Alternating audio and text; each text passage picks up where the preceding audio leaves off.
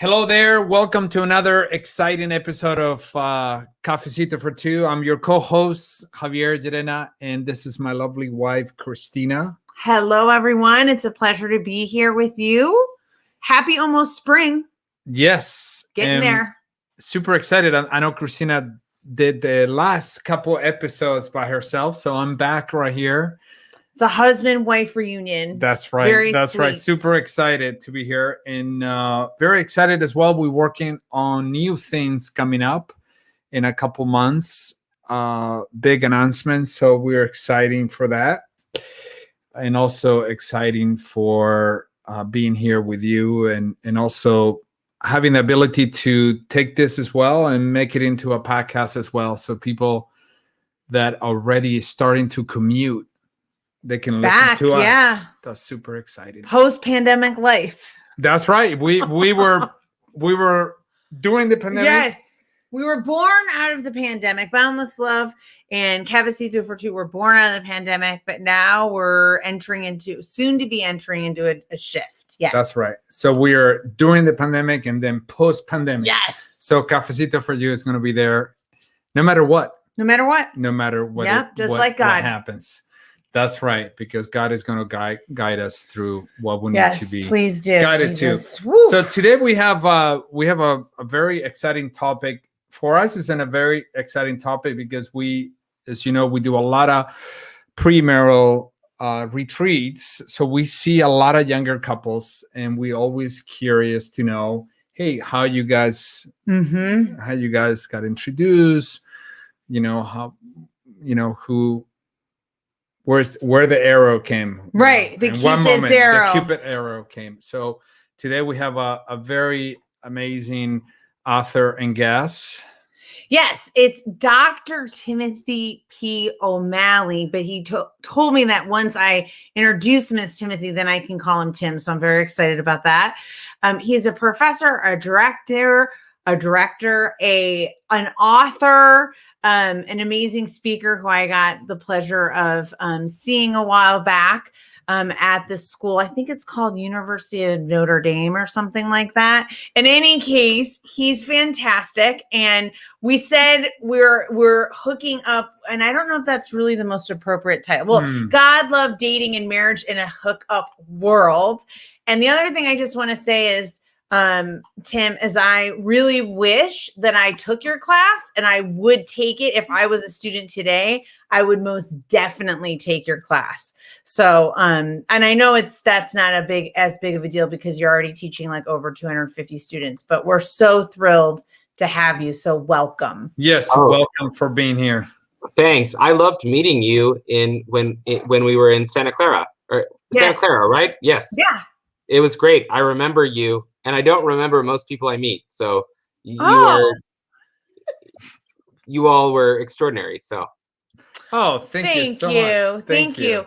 And I just want to say, as parents of Generation Z children, yeah, and definitely having sort of this, folks showing up of like Gen Z in our marriage retreats. Definitely, and Javi's been involved in our parish youth ministry for a long time.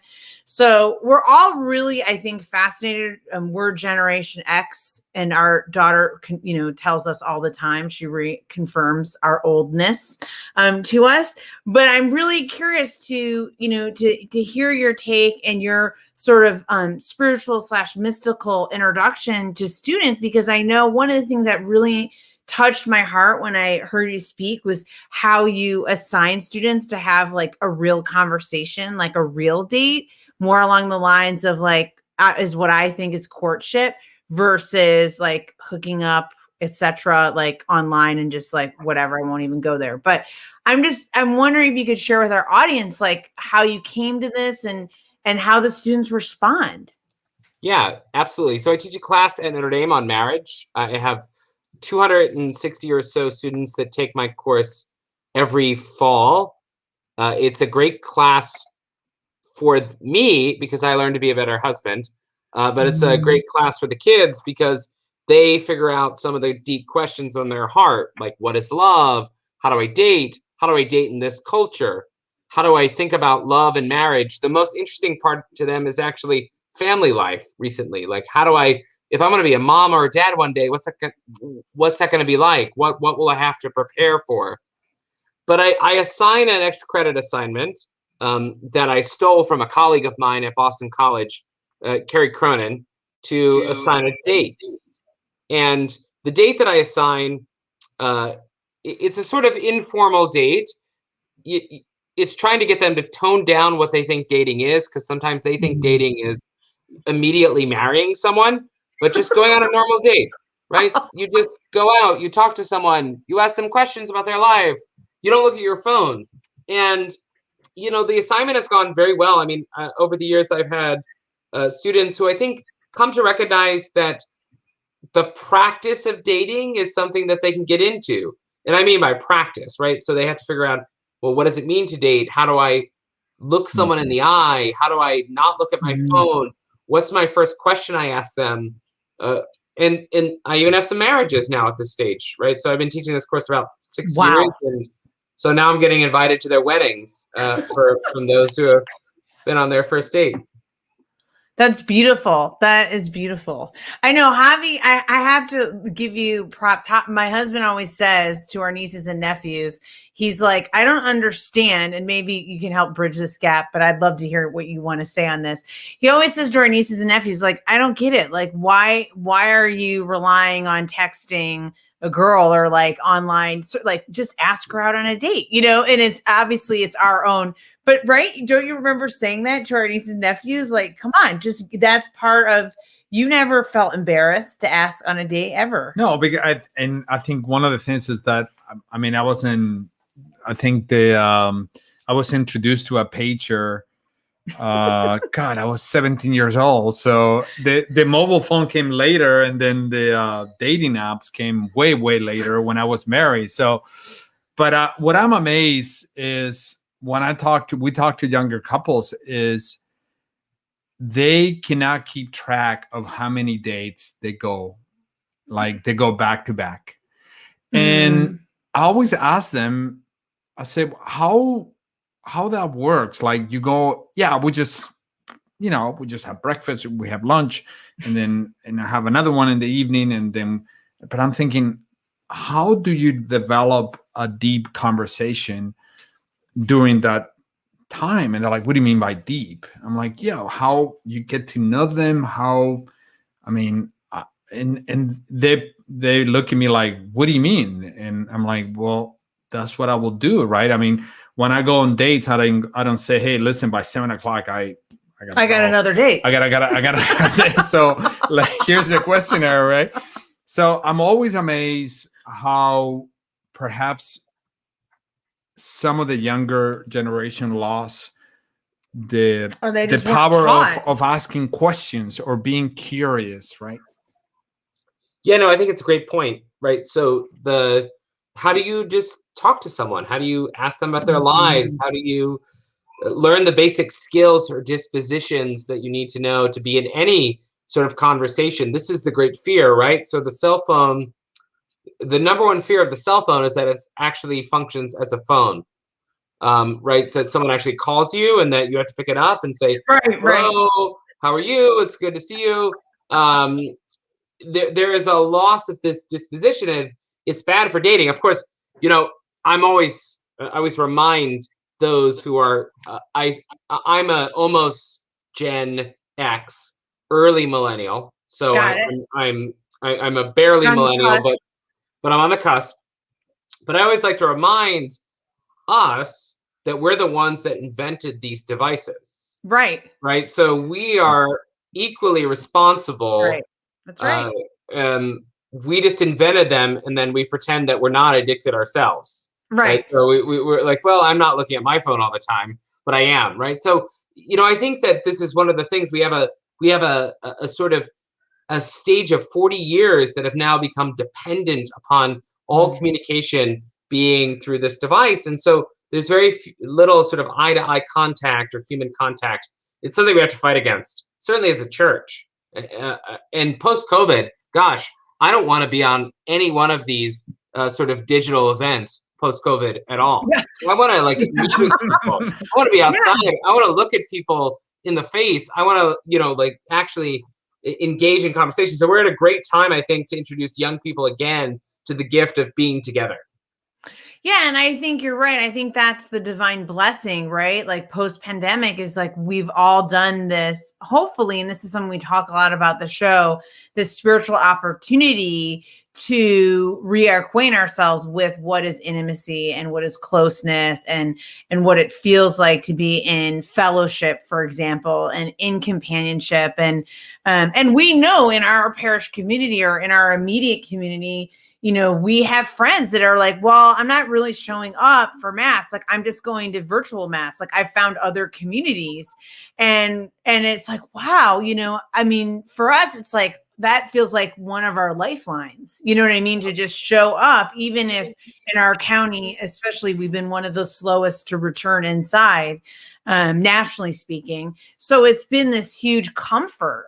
But I know what you're saying. It's like, we all have this ability to regress, but I think we are on this like sort of diving board, hopefully, of this opportunity to like soak in some gratitude because we've had so much isolation recently. Yeah. I hope.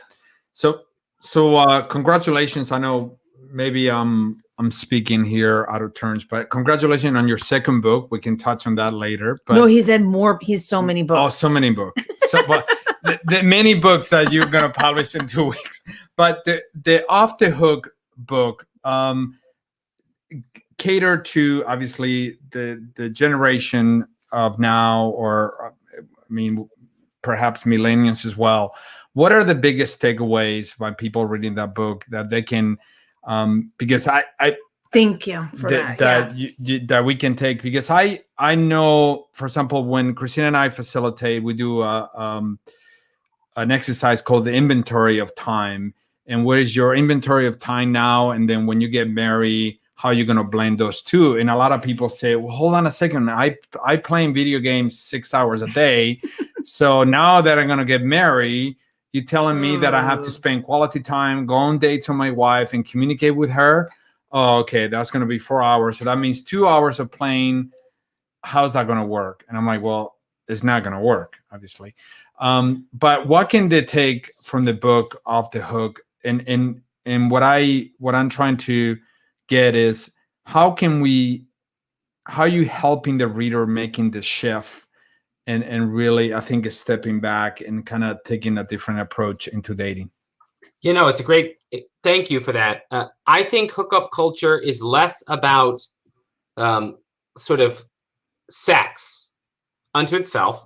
I think it's more about a fear of communication and communion, right? So this is what we've been talking about. And so in the book, right, how do we move in this? If you're spending 4 hours playing video games per day, that means you're not engaged in any human conversation. It means maybe when you actually do have a relationship or an encounter, your primary mode is to sort of satisfy yourself, right? Self-satisfaction. And so I think the number one thing is we have to enter back into human communion, right? We have to engage in conversation with each other. We have to put down the phone, put down all devices, and we have to sort of enter into a relationship with one another. I mean, the theological tradition of the church helps with this. I always, I teach my undergraduates, what happens when you get married, right? You engage in an act of consent. You say, I, Tim, take you, Kara. That's my wife's name. Not everyone says that. Only if your wife's name is Kara. I, Tim, take you, Kara, to be my wife. I promise to be true to you in good times and in bad, in sickness and health. I will love you and honor you all the days of my life. This act of consent is an act of communion and communication. And therefore, that's what we're called for, right? Communion and communication. So I think if we want to defeat hookup culture, we have to recommit people to communion and communication, right? So the kind of work you're doing is exactly the kind of thing I want to see, right? You got to challenge these young men. You can't you can't stare at a screen for 6 hours a day, 2 hours a day. Yeah. Also, do they have jobs? I have to ask. Do they have jobs? How do they find 6 hours a day? Yeah, they're sleep deprived a lot of the time. Deprived, yeah.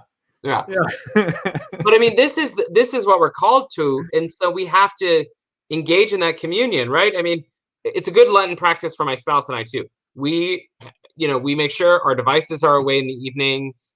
We're with our kids. We're with each other. We're actually communicating with each other. This is essential to even a maturing marriage. I wouldn't say we're an old marriage, but we're maturing. We're on our way towards old. Mm-hmm. Yeah, and I love that too in terms of maturing, because a relationship does have developmental stages, right? And so much of your growth does depend on that communication. Like you can't get closer. You can't really get to know one another. We always joke too, because we understand, when you're in love and you're in this kind of blissful engagement, betrothal sort of, era, that so many of the couples that we support, they'll even say like, well, we've dated for 10 years. We pretty much know everything about each other. Like there's nothing more, right? They're like, we already know each other. And so we're constantly saying, well, actually that's a falsehood. There's always more to know about yourself, about your partner. And I really appreciate that too around the maturity perspective, because it's like, this is a lifelong spiritual journey. It's not like one and done. Do you know what I mean? Right. Yeah. And I think that's something that has helped our marriage personally, and our ministry is framing it as such. Of course, we all fall down, but it's so important, because I think if you don't have that sense of like you're growing, it can really feel very, I think, stunted and monotonous and kind of like two-dimensional, I like that. Yeah, you are perpetually growing. So that's the other dimension of this hookup culture I notice, is that it's a fear of commitment, which is a fear of mundaneness, right? It's a fear of right. There won't be an energetic kick at some stage. My undergraduates often say like, well, I don't know if I'm made for this person. And I'll always say like, well, why? And like, I don't know, like I'm not getting as many feelings around them. And I was like, well, that's good. That's the normal, that's the normal development of a relationship. If you continue to be as feeling oriented as you were in your first 48 hours of falling in love with this person, you would get very little done in your life. And actually you would not be capable of having children, or creating a home, or creating an environment, or a space where you can commit concretely to love one another, right? That's part of life is. And so I think there's this fear that mundaneness and commitment is, rather than being a sign of growth, is actually a sign of detriment, right? You have to escape from it the moment you feel that something is mundane. And I think that's another task the church has to help people with, is to say, yes, the relationship is ever advancing and you're ever growing in more deeply, sort of deeper love of your spouse, but it's not going to be the same as it was in hour 48. Right. Yeah.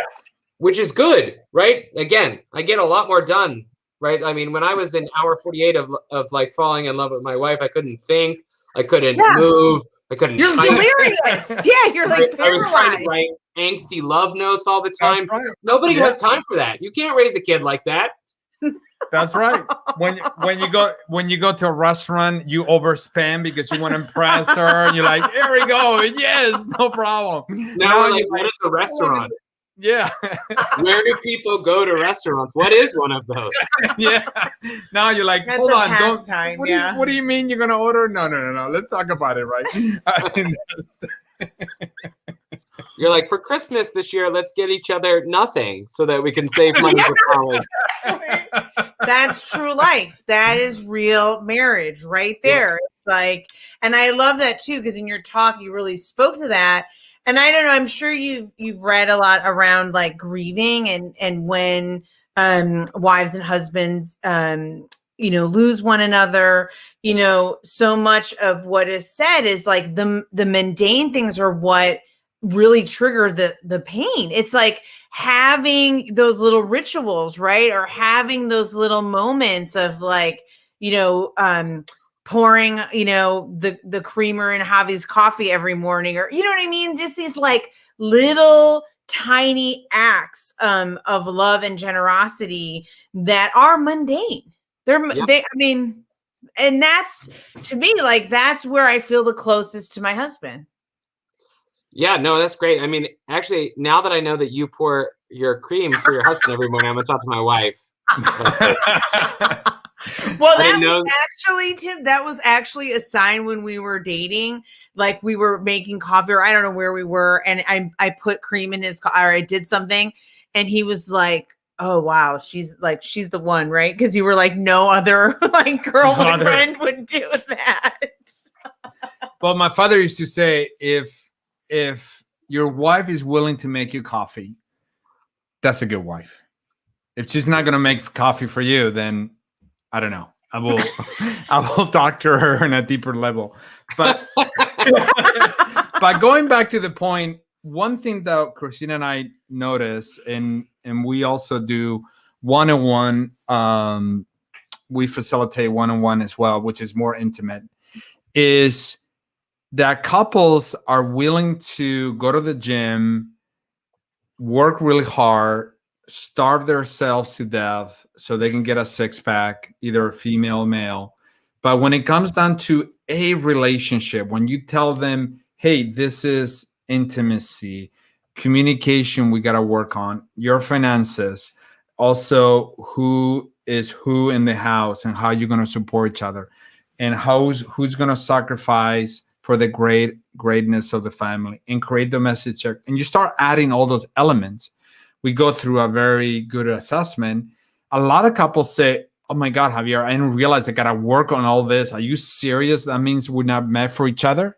And I said, no, what I meant is you got to work in your marriage. This is not like you love, you perfect for each other, and here you go. It's like, it's not that magic. It's not a Tesla battery that lasts forever.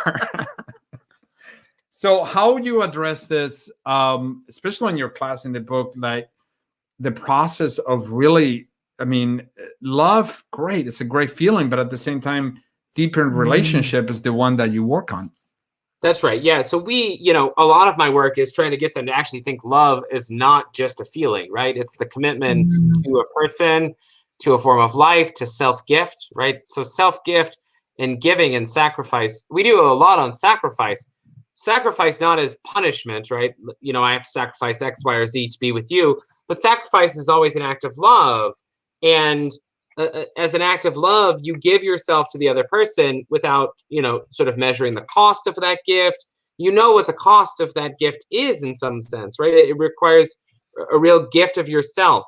To me, the Eucharist is the heart of this. I mean, if in Christ's self-gift that we receive each and every time we go to Mass is the essence of Catholic life, then in marriage, that's also the essence of Catholic life. It is this self-gift, this love unto the end. And that means like willingness to pay the cost of day-to-day life, of working with one another, right? I mean, working together, not making it so hard. I think some of my undergraduates are so terrified of marriage, but I have to remind them that it's also fun, right? So that they're aware that they're so afraid of divorce and so afraid that everything will fall apart that I have to like remind them, like, you also get to spend the rest of your life with an amazing person. And so part of it is self-gift, it's sacrificial love, but part of it is that's a delight, right? That it's not suffering and sometimes I guess it could be, right? It can be sorrowful and there can be work. And, I'm saying this after, a full day of work, and my wife has been with our two children. So maybe I'm not the best person to talk about sacrifice. Thank you for that. Yeah. So maybe I'm not the best, but I nonetheless think that there is a delight to it too. And I think that's what they have. They're so terrified of commitment and the anxiety of being wrong in relationship that they also have to be reminded that it's a lot of commitment, it's a lot of work, but it's also a delight. And both those things can go together. Right. They coexist. That's right. Absolutely. I mean, we tell couples, hey, you can be pioneers, because, I mean, Christina and I, we've been married for 16 years, and I think we've done a lot of crazy good stuff. I mean, and crazy by the mean of more together than apart. More together than apart. And we laugh because we're like, hey, this is exciting. Let's do more crazy stuff like this. That's awesome. You have me by 1 year. 1 year. I've been married 15. We got 15 this year. Oh, wow. Well, and we have two girls, 13 and 10 and a half. Oh my gosh. Yeah. Gosh.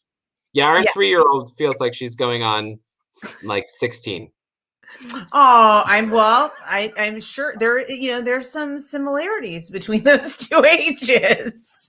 Trust me, we know, yes. But Javi even this summer was so gracious that we even got a female dog. So it's very, very female dominated here. Yeah, I like that. I like Javi, do you have friends? Do.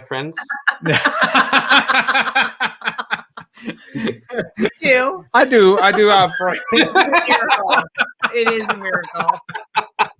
You got to get out of the house, Javi, sometimes, right? I know. I'm doing very well these days. It's funny because somebody told me, says, Javier, I think you are accepting that you're in confinement for the rest of your life in the house. And I'm like, you think so? So yeah, it's a journey, definitely. But I love your message, and I'm so grateful to have, this is a resource to our audience and for people to think about these things, because I love that, it's not necessarily, and I know this from my own daughters, schooling me on the Generation Z and like where their affinity is and their identity, but it's not about judgment. Like you said, we're all in this, like this is our reality, our social context. And it's not about, making young people or young adults wrong. It's really, though, trying to support all of us in this journey together. And that is something that's really beautiful, is like when we're around other couples and when we see healthy marriages, it's very, very inspiring. It's really beautiful. It is. And I just have one last question. I know it's very hard to predict the future. I think only God can predict the future. We can assume, and the majority of the time we're wrong. But where do you see, because Christina and I, obviously our ministry is to bring God in the center of your marriage, and we trying the best we can so we can really motivate couples to, once they get married, go back to the church as soon as you can and really get involved and really build that domestic church. Where you see in United States we're heading, where I have seen the other day, somebody told me, hey, Javier, have you heard this app where they do artificial intelligence and they hook you up with this person? I'm thinking, wow, that's scary. That's so scary. Really? You're going to let artificial intelligence hook you up with the one person? Yeah, they do everything automatically. You just have to show up to the date.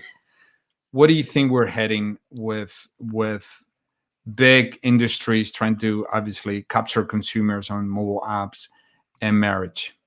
Yeah, I mean, I wish I had good news, but I have mostly bad news. I think things are in the rough go for the next little bit. In the Catholic Church in the last 10 years, there's been a 17% decline of marriage, and in the sacrament. And of course, that's part of a national level decline and a rejection of all institutions. And I think a lot of these apps are taking over for some of these dimensions of life, and people are not getting married and people are not entering into relationships. And, all evidence shows that we're in a bit of a rough go. I will say this, I think the institution of marriage will continue because it's an institution, and it's an institution that makes sense for kids.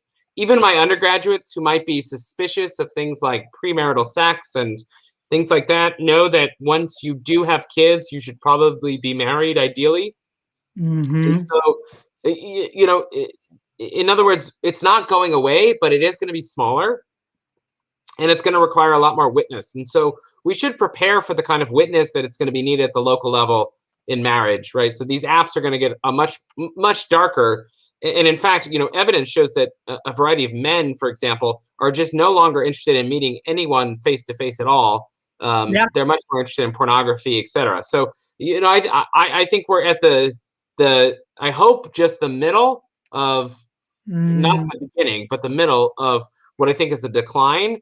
But of course, with declines come growth on the other side. So I'm always, I believe that Jesus Christ founded the church, and that Jesus Christ still cultivates these love and this relationship today, and missionary couples like yourselves. And I believe that the next generation will emerge out of this missionary discipleship that you all are living. So to me, that's the hope. But I have a little bit of darkness, I must admit. If we're looking for tangible signs, we should prepare for some rough spots. Yeah. Thank you for that, Tim. Thank you. Yeah. That was like a hopeful reality check in a way. Yeah, it was like, hey, this is where we're heading, but you guys, even though you're doing crazy stuff with Balanced Love, Yeah, you're in the right track. Just stay there for another 10 years. That's what all the priests tell us. Just don't stop. Don't keep going. stop. Keep going. Keep going. So hey. And prep these couples. Well, thank you so much. We're very grateful to have you on Cafecito for you. Thank you for being part of what we're doing and do the work that you do. Where can people find the book, Off the Hook? They can find it on Amazon, or Ave Maria Press is another place to find it. That's where it was published. So awesome. Yeah. And I hope to hear more from you, and I'm excited to check out. It looks really interesting, your new book coming out in a couple weeks. So we always wish you the best, Tim, and thank you for being so generous. I know that you have a very bustling family life, and I also want to congratulate you on your 8-year-old making his first communion. Oh, that was awesome. This is the year. Yeah, no, in May. So he had his first confession and he confessed his sins, and we confessed our sins, and it was a delight. So that's awesome. Beautiful. That's beautiful. Yeah. That's an awesome moment. So, But congrats and thank you again. We so appreciate you. Oh, thank you so much for having me. Great. And thank you for everyone who was watching us live, and also who you're going to watch us in the car, commuting to your job, seeing your coworkers or whoever you're going to see. So thank you so much for tuning in and for listening to Cafecito for Two. We're Christina and Javier here at Boundless Love, our nonprofit ministry, and hope to see you next time with another exciting episode. God bless.